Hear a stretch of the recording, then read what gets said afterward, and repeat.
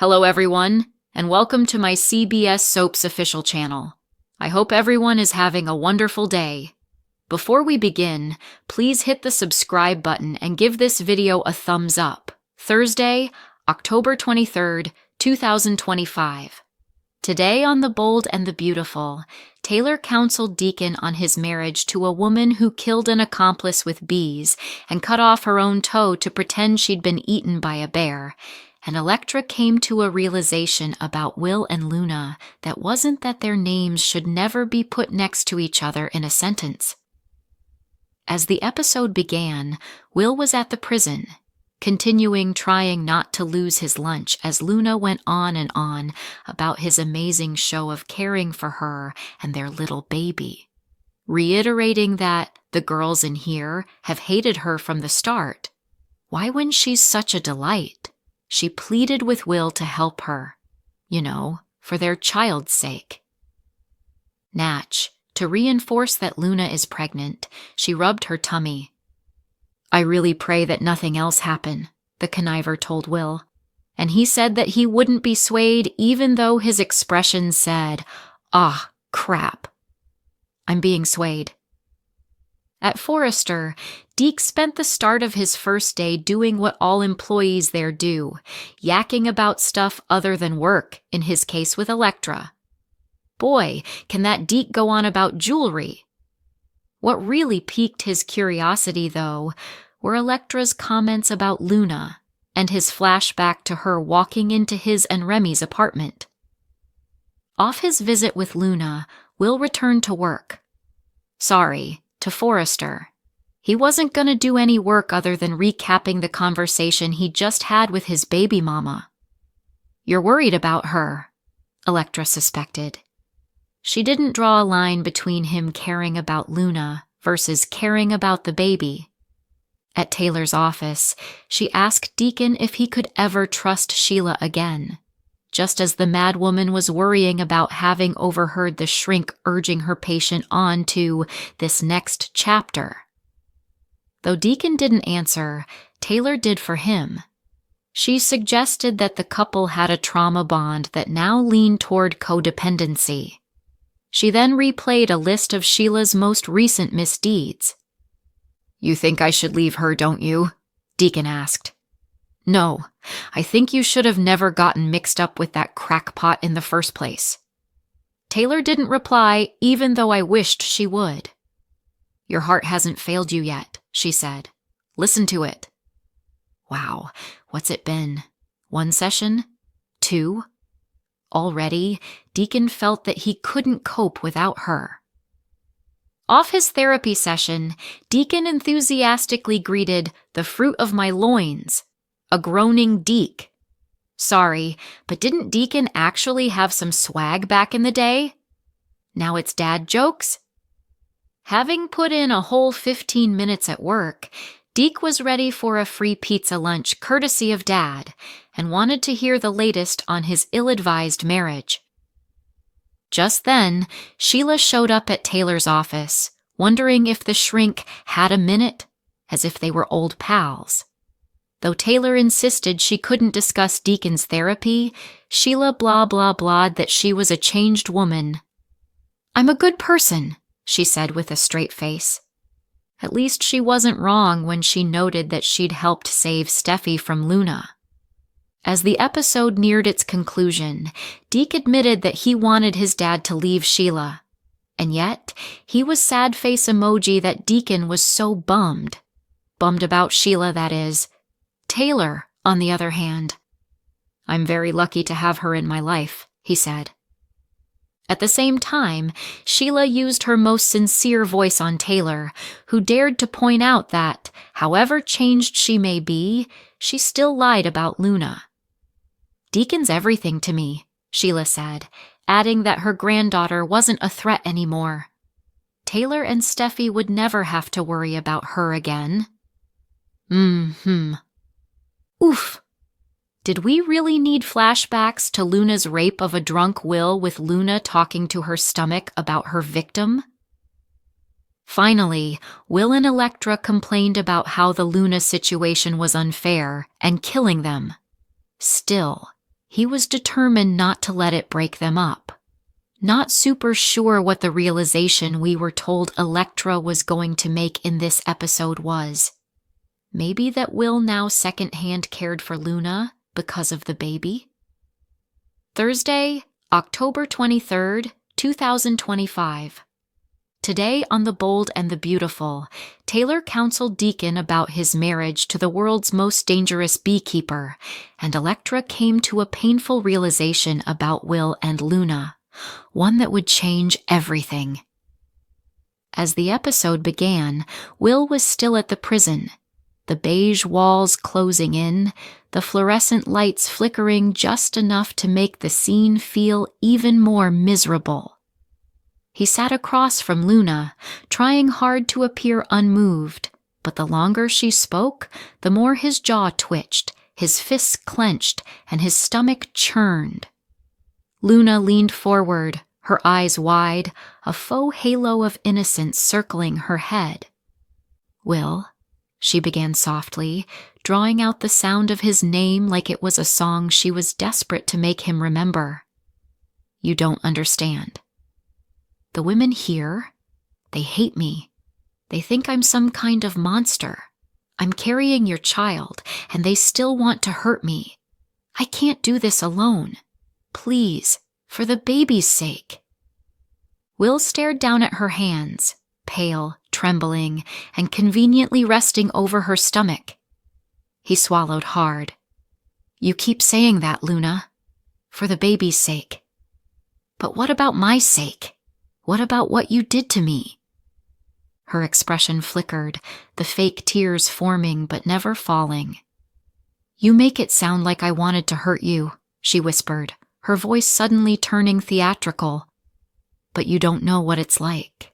What it's like to love someone so much that you lose yourself. That night. It wasn't what you think."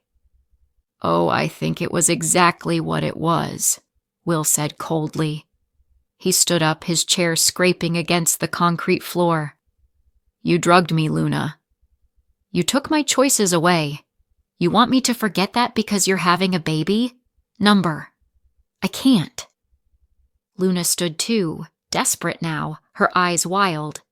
"You have to care about this baby. It's a part of you." Will looked like he wanted to walk out right then and there, but something in his expression, that soft flicker of guilt that Luna always knew how to exploit, betrayed him. "I'll make sure the baby's taken care of," he muttered. "But not you." "Will..." "Goodbye, Luna." The guard's keys jingled as the door opened, and Luna's desperate voice echoed through the hallway. "You'll come back." "You always do." Meanwhile, back at Forrester Creations, Deacon's son Deke was proving that some things never change, namely, that no one at Forrester actually works. Deke leaned against a mannequin draped in a half-finished gown and sighed dramatically to Elektra, who was perched on a stool flipping through sketches. "So," he said, "my dad's still married to Sheila Carter. A woman who once faked her death by chopping off her own toe. Totally normal, right?"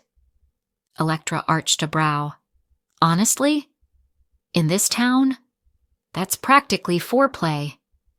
Deke laughed, but his eyes had a hint of worry. "Yeah, but lately he's different. Like, obsessed with proving she's changed. I swear, if she shows up at the next family dinner with a honeycomb centerpiece, I'm leaving the country." Elektra gave a dry smile, but quickly lost it when Deke mentioned Luna. "You ever think about her?" he asked, oblivious to how fast Elektra's shoulders tensed. "I try not to," she said coolly, though her voice cracked just slightly. Deke noticed. "She really messed with you, huh?" Elektra looked away. "She didn't just mess with me. She nearly ruined Will. And somehow, even from behind bars, she's still in his head." Deke leaned closer. "You think he still cares about her?" "Not her," Elektra said. "The baby. And that's the problem." Later, at Taylor's office, Deacon sat slouched on the couch while Taylor scribbled in her notebook. "You said you're feeling trapped," she prompted gently. "Tell me more about that." Deacon ran his hand over his face. "It's like, I love Sheila, I do.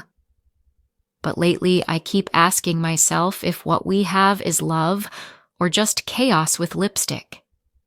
Taylor smiled faintly. "That's quite an image." He chuckled bitterly. "You don't know the half of it. Every time I start to believe she's changed, she does something, some little manipulation, some twist, that reminds me who she really is. But then she turns around and saves someone, or cries, or talks about redemption, and I get sucked right back in." Taylor set her pen down.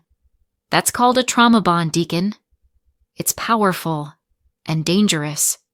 You're both drawn to each other because of the pain you've shared, not the healing you've done." Deacon looked down. "So what? I just walk away? Leave her?" "Do you want to?" Taylor asked. He didn't answer. The silence said enough. Meanwhile, outside the door, Sheila was listening. Her green eyes glimmered with fury and hurt. She'd come to talk to Taylor, to show she was trying, and instead, she'd overheard her husband spilling his doubts. She straightened her coat, plastered on a smile, and knocked. "Hope I'm not interrupting," she said sweetly as she stepped inside without waiting for an answer. "Actually, Taylor began, but Sheila cut her off.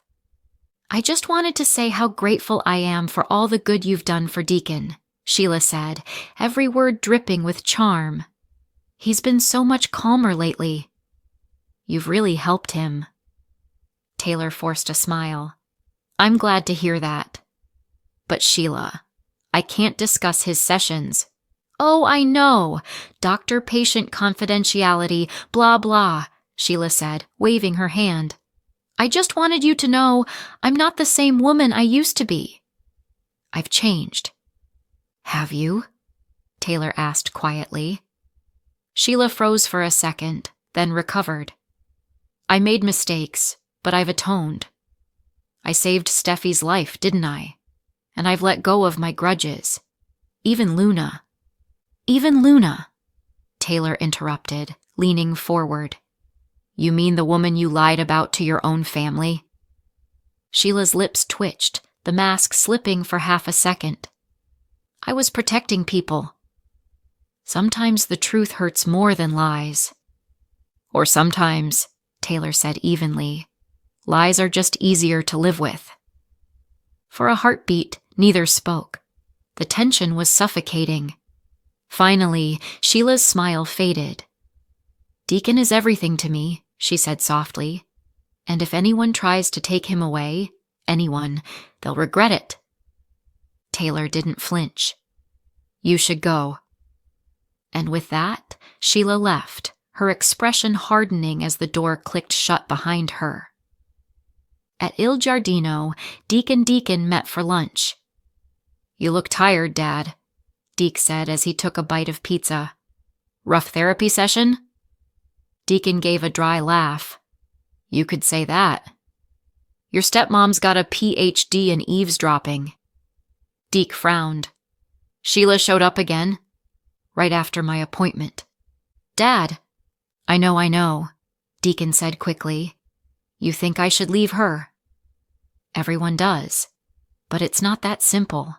I see the woman she used to be, or maybe just the woman I want her to be." "You're blinded by history," Deke said gently, "and guilt. You think saving her means saving yourself. But she's poison, Dad. You know that." Deacon looked down at his plate, unable to argue. Back at Forrester, Will returned from the prison, his expression grim. Electra was waiting for him near the design boards. "How was she?" she asked. "Manipulative, exhausting, and somehow still convincing," Will muttered, rubbing his temples. "She says she's scared, that the inmates are out to get her. Part of me wants to help, and I hate myself for that. Electra stepped closer. You're not a bad person for caring, Will. But you can't let her pull you under again. I know, he said, but there's a baby involved now. My baby. Electra swallowed hard. And what about us?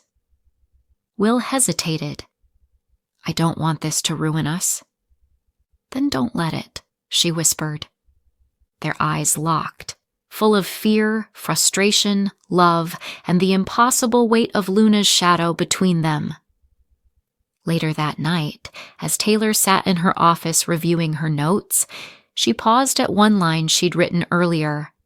Codependency masquerades as devotion. She sighed, wondering if Deacon would ever truly free himself from Sheila. And at that very moment, at home, Sheila stood in front of the mirror, staring at her reflection, her smile gone, her eyes blazing. You won't take him from me, Taylor, she murmured to the empty room. You won't take my husband. You won't take my life. Meanwhile, at Forrester, Will and Electra were still talking long after everyone else had gone home. I realized something today, Electra said finally, her voice trembling. Luna's not the only one trying to trap you, Will. You are. You're trapping yourself. In guilt. In obligation. You can't save her or that baby if you keep drowning in what she did to you. Will nodded slowly, his eyes glistening. Maybe you're right. But if I don't step up, who will? That child didn't ask for any of this. Electra sighed, looking away. Then maybe the real question isn't whether you'll save Luna, but whether you'll lose yourself trying. Will had no answer. The camera lingered on his face, torn, conflicted, haunted, as the lights of Los Angeles glittered outside the office window. Fade out. Next time on The Bold and the Beautiful, Sheila vows vengeance on Taylor. Deacon makes a shocking decision about his marriage, and Luna's pregnancy takes a dangerous turn when a mysterious letter arrives at the prison. Thanks for watching if you like this video, so please don't forget to subscribe to my channel and don't miss any updates.